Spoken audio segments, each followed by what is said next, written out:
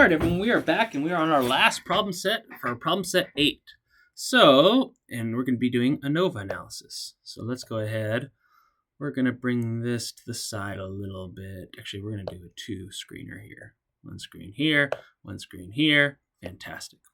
So, and I'm going to Shift Enter, as always, to make sure your libraries are working. Now, we can go ahead. So, when we look at this, actually, is there a way we can? Yeah, let's try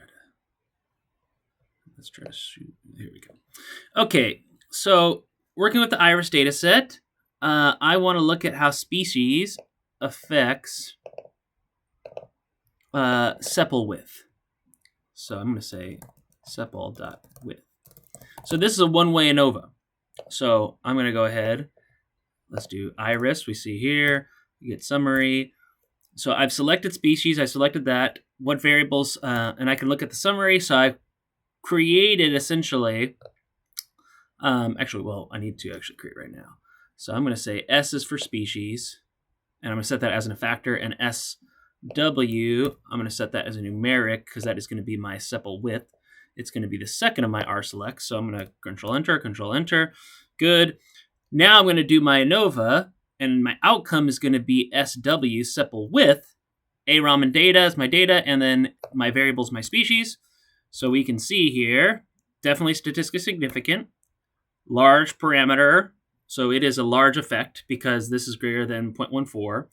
If we do the games how, I'm going to do my SW, sepal width. Interesting. Let's see here. Actually, I need to basically let me rerun this with the screen full. P-values all look to be extremely small. Let's go ahead and let's look at species versus sepal width. Let's look at the plots. So if I want the largest sepal width, I want to pick my Satoshi, and I know that's statistically significant looking at those p-values, so I can say with confidence I can pick this because it is different from this and this.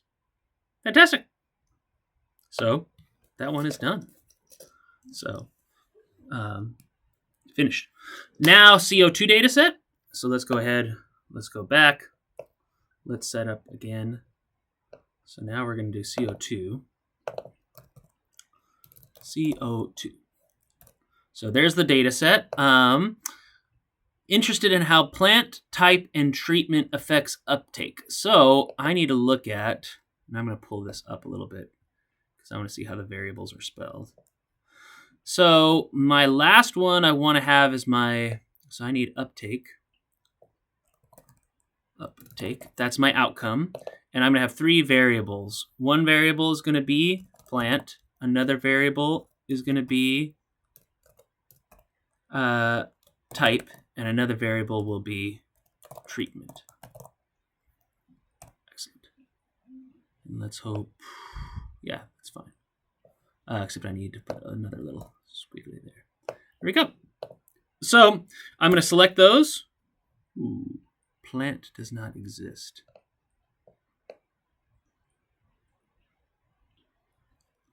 Plant does exist. Oh, iris. See? Always be careful. Make sure you adjust your code. There we go. Summary. We can look at that. But now I need to do, so I'm going to say P as a factor, plant.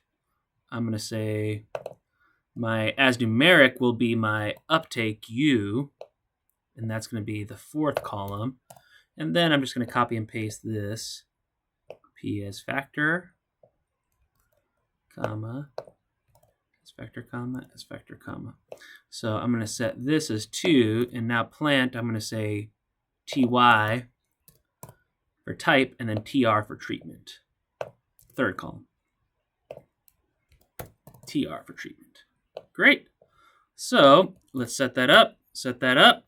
We still see the uptake numeric. Everything else is in terms of a variable. So now we need our uptake squiggly in terms of P plus type plus TR plus UP plus UP, TY, TR plus TR P plus P, Ty, Tr. I think I got all those. Up, Ty, yep, pretty sure. All right, so let's go ahead. U plus P plus Ty. Let's see here. And if we look up,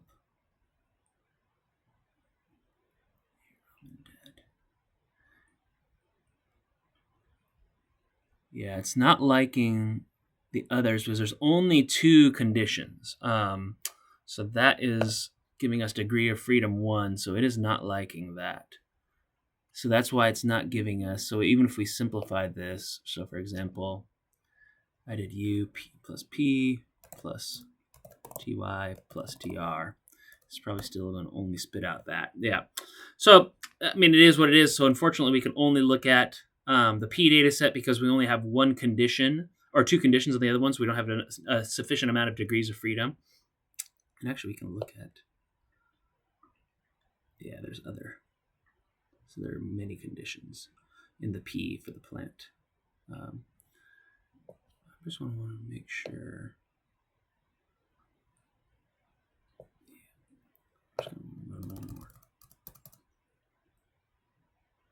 Yep. And then let's look at our, and then same thing here. There's some conditions that are going on here where there's not, and actually we can see that with our, instead of the SW though, we need to look at U and P.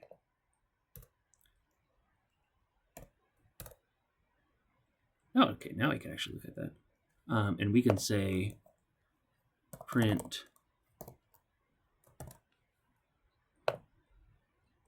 n equals inf if you want to see. If I spell print correctly, that is. Print. So we can see all the different games HAL tests, but those are going to be a little bit nasty. And then we can look at x-axis. We're going to have plant U. You can go ahead and plot these. Lots of different plots. Again, you can give an answer here. We can actually look at some of those, but oftentimes you can look at, for example, QN1, not statistically significant, same. It's really not until you get to MC2 that they're all the same until MC2, and then MC3 is different, and then probably MC1 is different as well. If we're working at 95% confidence, yes. So basically, I want to pick any of these because they're all going to be effectively the same. Great. Tricky one, but a good one. And then finally, orchard sprays. So let's go ahead. Orchard sprays in R.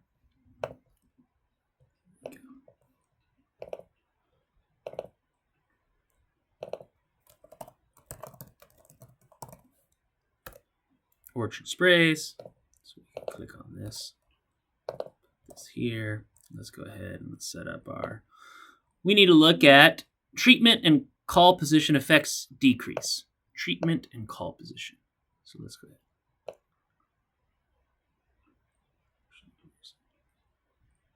So we want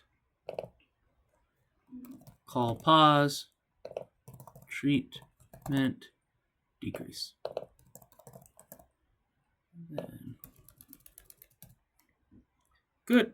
So we can select that. We've got what we need. Let's set as a factor CP for call position.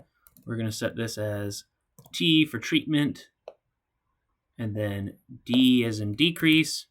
And then we're going to set that as a numeric. Then we're going to go ahead and delete the rest of this here. Good. So we've got the data. Now we need to, again, look at the summary. So we are going to do decrease as a function of what? 2A ANOVA. So it's going to be CP plus T plus CP T. Get it out. Ooh. So this is an interesting, there's a lot of degrees of freedom, actually so many, 16 more, so like basically 20 parameters. So for example, if we look at decrease versus CP, actually I'm not even going to do that. CP versus decrease. Lots of different parameters in here, and basically there's not enough conditions that it's allowing us to essentially do an output. So yeah, we can't actually solve this one. So you can actually go ahead and look at here.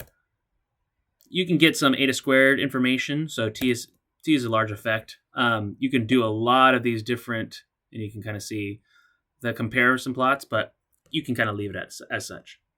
All right. So we'll see you next time. Thanks. Bye.